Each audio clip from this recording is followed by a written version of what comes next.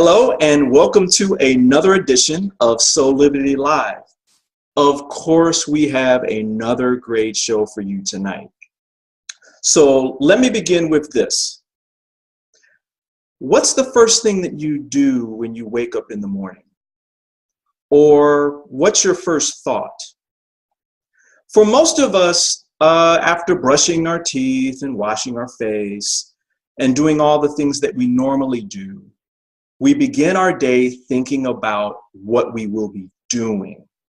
Typically, it's something around work, like your schedule or a project that you may have going on. But what if there was a way to begin and end your day differently? Now, you may say, Brian, what do you mean by that? So, what I mean is, instead of planning to deal with your day, especially those tasks for the day, we begin the day by telling the universe about what kind of day we want to experience, what kind of day we want to have and feel. So it may be a day full of peace or full of joy or prosperity, or maybe a combination of all these things. Sounds good, right?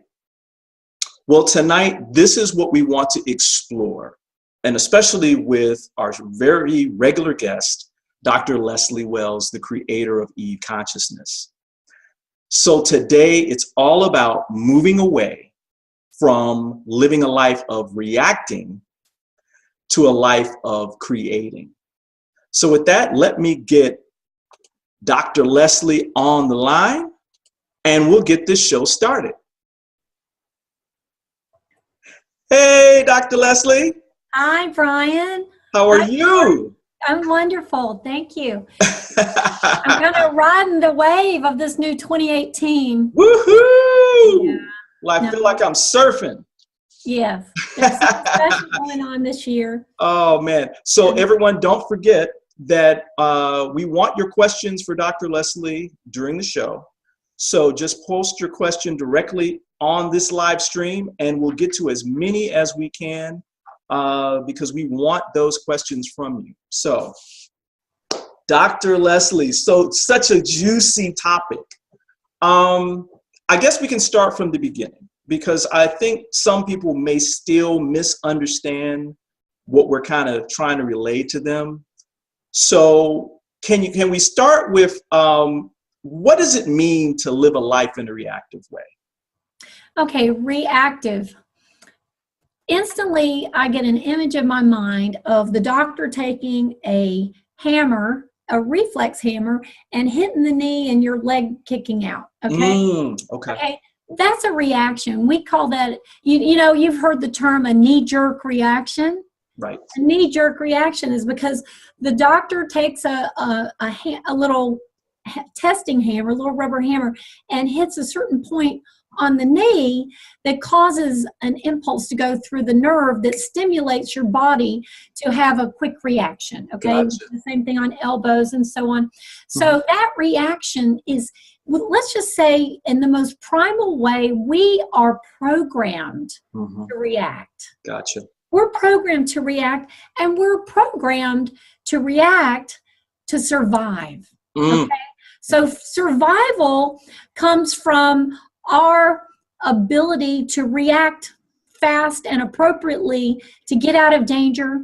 We sometimes call that the fight or flight response, okay? So in our most primal state, you know, let's go back, you know, a couple, maybe 1,000 or million years, and see that human walking through the jungle, and suddenly there's a saber-toothed tiger or a lion approaching, okay? So to survive this threat, we need to be able to react quickly, react to that threat. It's not time to sit down and contemplate, what should I create right now? You know, we're going in, yeah. So the body just kicks into fight or flight or freeze response. Sometimes we can just get paralyzed, but really our effective response is to either fight the threat and overcome that threat.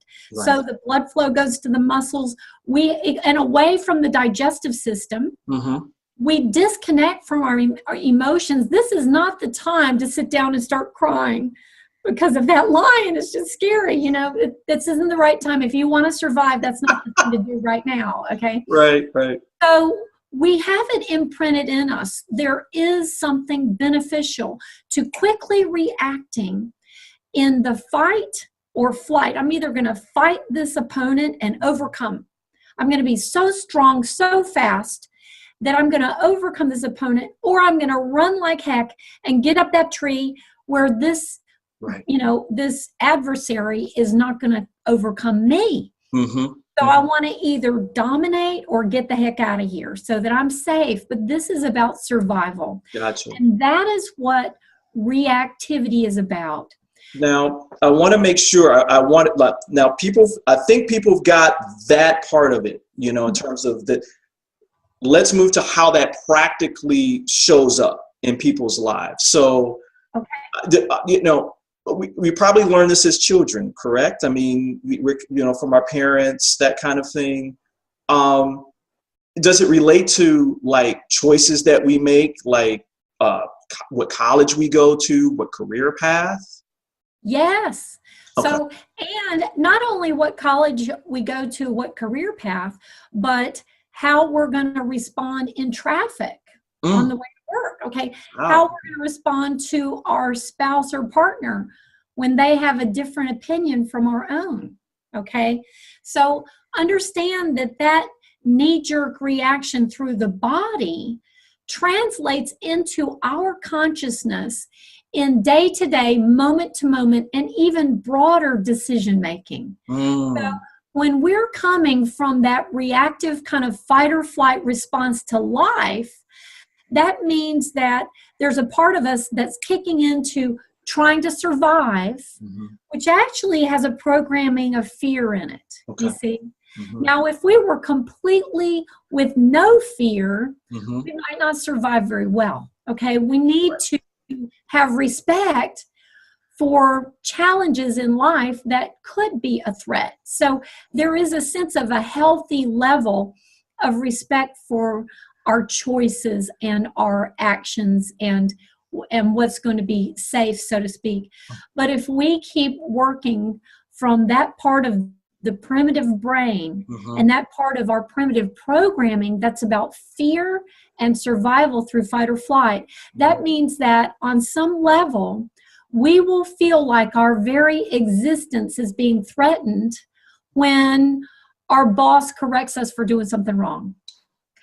Or when, or when someone disagrees. Do you know that more people have died from religious warfare than any particular cause of death on the planet through the history of humanity? Now, why do we feel so strongly? Because kind of our spiritual, our global perspective is based on a foundational set of beliefs. And we tend to view all of life through the lenses that sets us up for. And this is what we have when we look at religion. Gotcha. It's kind of the what we are, where we come from, why we're here, and the biggest perspective of right and wrong in life, how to live and how not to. Now, somebody comes walking into my path that doesn't agree with my strong religious beliefs, and some part of me feels like they are threatening my life, okay? They're really threatening my identity, which makes me feel in control of my life through my religious perspectives. And for many, you know, it even dictates my feeling of being in charge of my destiny eternally, you see. And if they come in and have a different view that challenges that, some part of me can feel so reactive, I feel like they're trying to kill me. Okay? This is why there's the conflict, right? This is why there's the duality between what a lot of religions teach in terms of peace and harmony and unity. But you have this other side, which is the reactive piece, which I guess you're talking about right now, which is in direct conflict to that. Right, right. And so, so it's funny how we can be preaching love and acting hate at the same time. You see, it's like but when we're working from this reactive and kind of survival mode, it's hard to see that. Right. It's an impulse, it's a knee-jerk reaction that's taking over. So let me just say that it is natural for us to react to our circumstances, and we've come from a history where especially in the first stage of human consciousness evolution, it's really all we had. Yeah. We're like infants and toddlers, and all we know is reacting to what happens. Why? Because we're coming from a perspective that says, life happens to me. I have no control over what's happening out there. All I have is, so what comes at me is something I have no say about. Okay. And so the best I can do is react to what's coming and try to, run from it or kill it if it's a threat. Or, if it's my competition, the people are, this whole feeling of competitive, right? Okay, is really about dominating and destroying something that before it destroys me, it's still a kind of reactive and primal perspective. Right. Okay.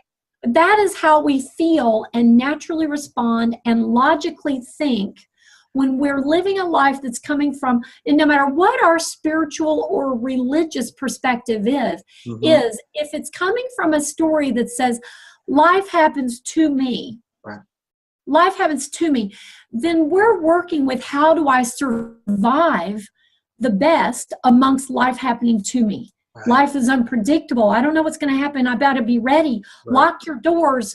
Be prepared. Your Boy Scouts, be prepared to react to anything in a moment and do it well to survive, and keep yourself safe. So this is the stage one perspective. Gotcha. In the human consciousness journey. It's life happens to me, and when we're feeling that way, we react to what happens. Okay? So I think we've nailed it, right?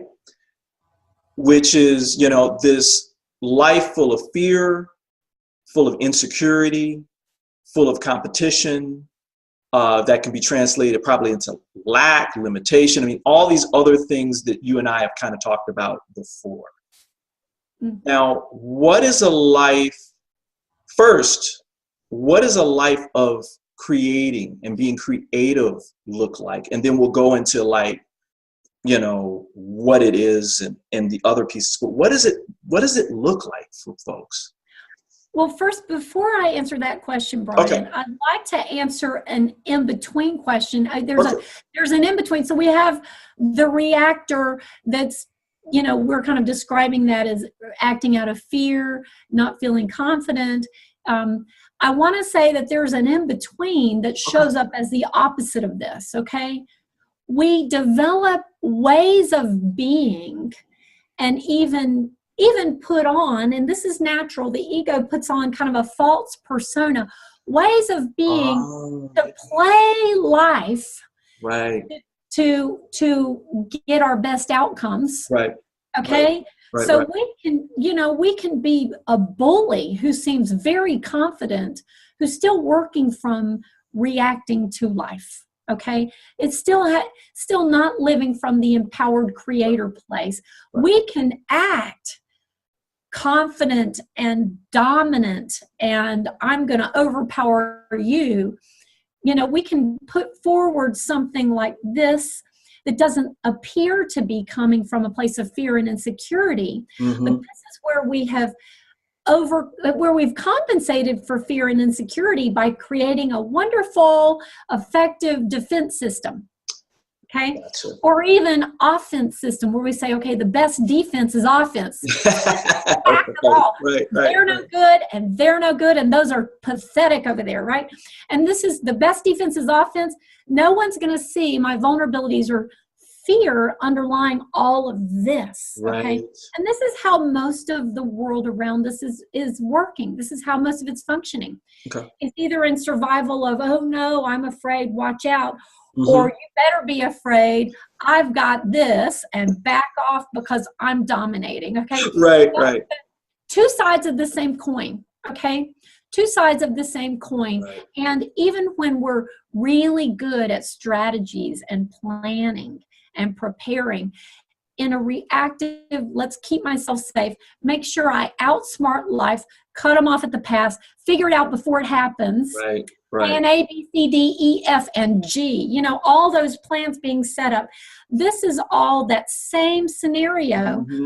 Life happens to me, so I better watch out. So it sounds like, okay, so I'm putting on my psychology hat here. It sounds like this first stage or first part is what a lot of in psychology, what we call brainstem, right? Yes. Brainstem, just fight or flight. Yes. It sounds like the second part, though it rises into higher brain functions, but it's all about mentally preparing ourselves against what may be a fight or flight situation. Yes. And it may be what we do in education, we're taught, what we're socialized, all these other things to your words, kind of put on this cloak of, oh, we're okay, we're fine. Yeah. And be strategic, right? See, in this level, we have strategies. Okay. Instead of just reacting after it's already happened, we're trying to prepare in advance and be strategic about how we're going to react when something happens that we don't like. Okay. Yeah.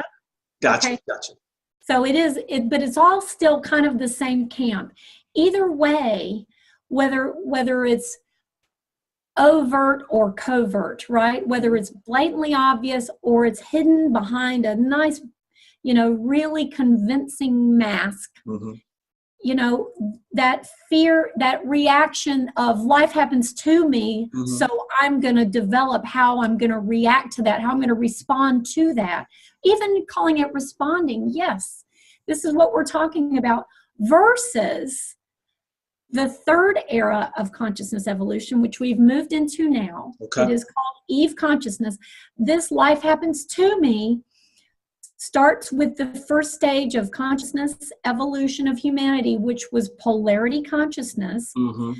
Eventually, we moved to stage 2, which is called Christ consciousness. Okay. In stage 2, I say the perspective is more like this: life happens for me. Okay. I still don't really have control over my life, but I'm willing to forgive what's happening. I believe there's a higher plan, and it's somehow for a higher good. You see, this is life happens for me. Then we've now moved into stage 3, where we're being called to step into a new perspective that says life happens through me. And we move from being the reactor, whether it's the fight or flight or the, oh, it's happened, I can't do anything, but I'm going to forgive you. I'm going to turn the other cheek. I'm going to find a higher way to deal with what's happening to me that I have no say about, okay? Into a new understanding that says we're in the era of EVE, energetic vibrational exchange, which means I am the creator of my reality. I am able to become aware of a vibrational signal that I am sending out. Gotcha. And that vibrational signal that I send out calls to me its match. And as I see life happening, instead of reacting to what that is, we can begin to look within. The creative life starts with a design from within me that says, the first thing I attend to in my day and in my moment is, how do I feel right now? Because it's the most important thing. When I am emanating a feeling of peaceful presence, when I am emanating a feeling of love and security, understanding that scriptures tell us true love casts out all fear. So the more in true love we are, the less fear we're holding, the more confident and secure and trusting and allowing we feel as we hold that high frequency. And when we're attending to how do I feel right now, and we're doing everything, we're using what tools we know of to raise that level of feeling wonderful moment to moment, then we are emitting a frequency that calls into our life a match to that. So we will know what's going to be coming our way when we notice how we're feeling right now. Okay. Now there's a little time gap between the feeling and the response in life. And what we're experiencing in this moment right now is a response. It's the comeback from the wave, from the frequency that we have emitted prior to right now. So our current circumstance is coming from our past emitted frequency. We created what's here right now in our past. And so now, if we react to what's currently right now, we're going to keep on repeating the creation of what's right now. Right? If we react to this. So to be the creator, we bypass that and say, never mind what this is. My attention is on what this is feeling like, because that is the cause of what's going to come next. I'm not going to react to that. I'm going to create my future instead of reacting to that which is now, which comes from my past messages that I've put out. Now, I've heard with many different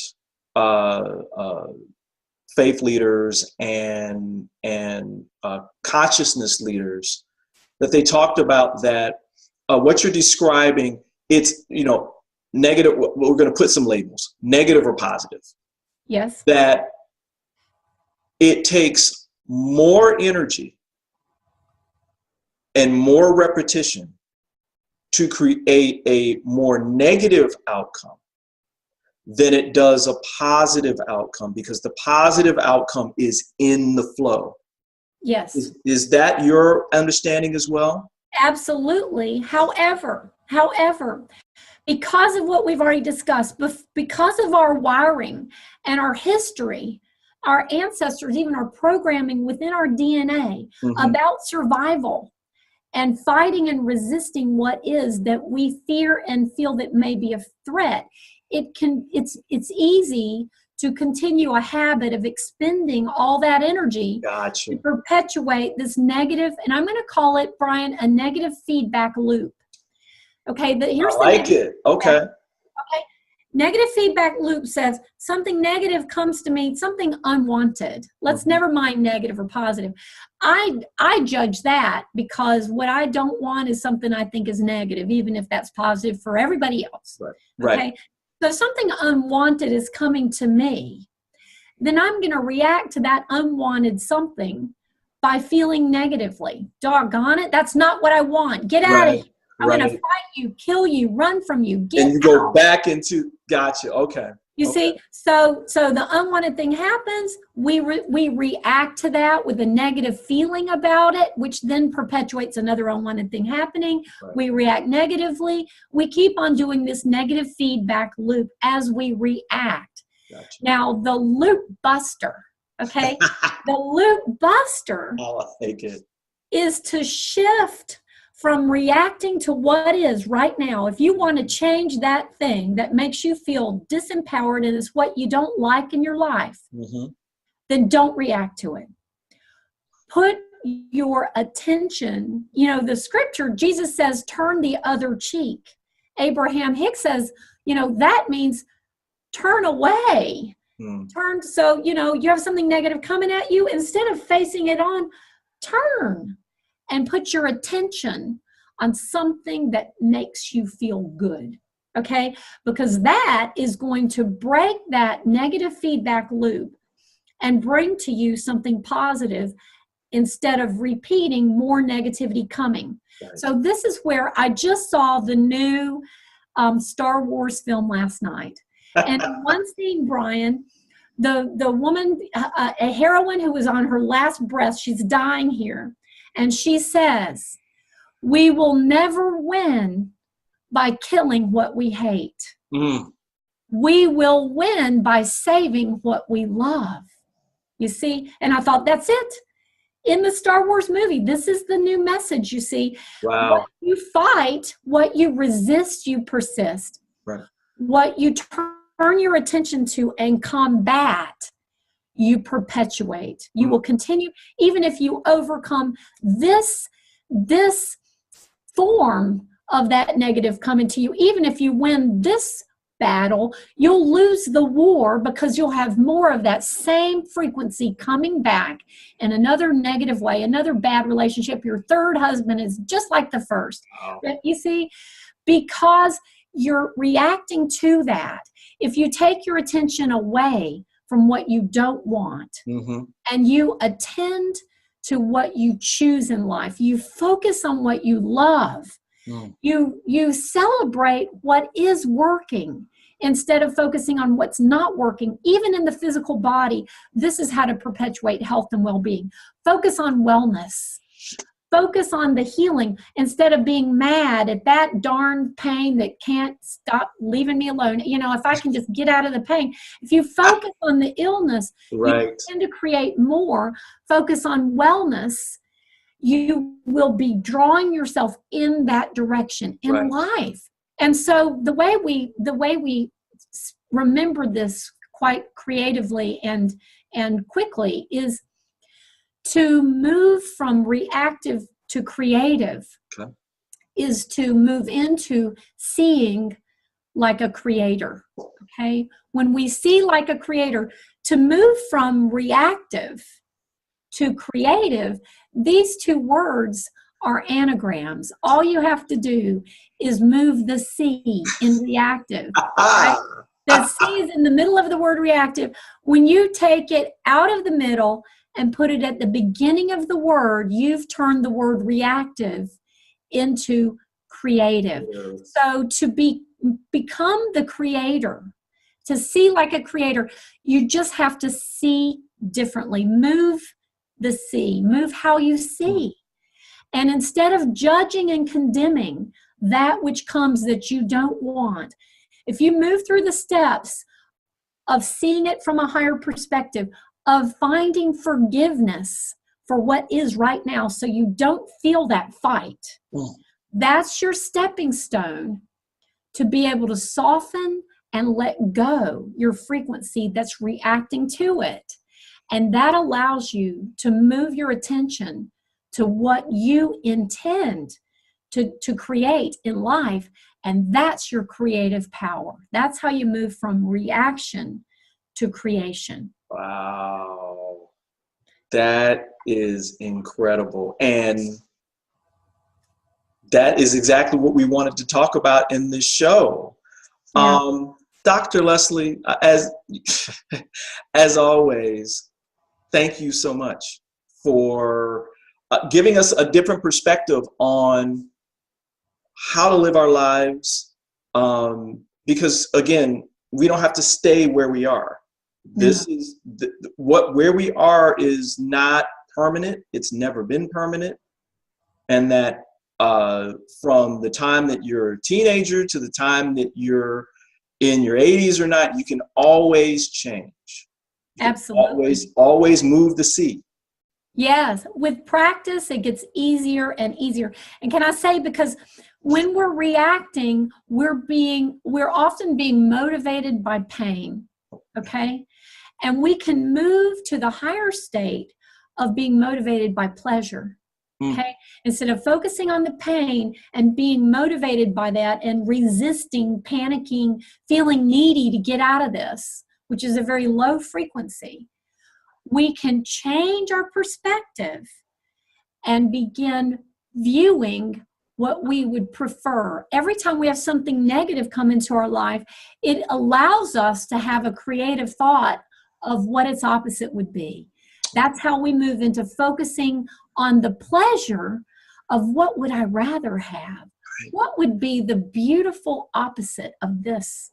And focusing on that brings us into that creative action through focusing on the pleasure, motivated by pleasure instead of pain, allowing our highest to come through. Well, with that, we want to thank Dr. Leslie for joining us again on Soulivity. Oh man, thank you again.